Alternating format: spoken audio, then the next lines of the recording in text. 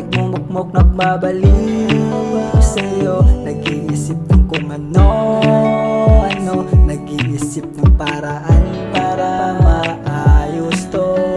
Anong tamang gawin para maayos ang sitwasyon natin? Kasi gabi-gabi na lang kinakain ng lungkot at mga sitwasyon natin.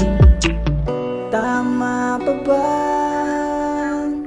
ipagpatuloy to? Kasi parang malabo nang ibalik ang tayo.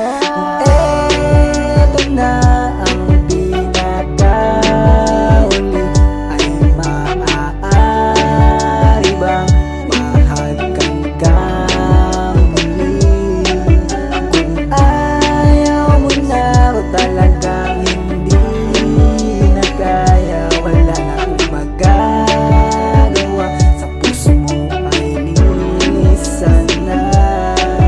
Ano ba ang mali ko? Sana naman ay sinabi mo, para naman alam ko kung bakit nagkaganito.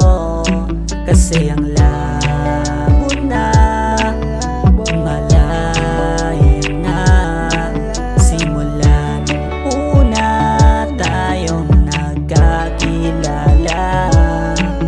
Bigla na lang nagbago, bigla na lang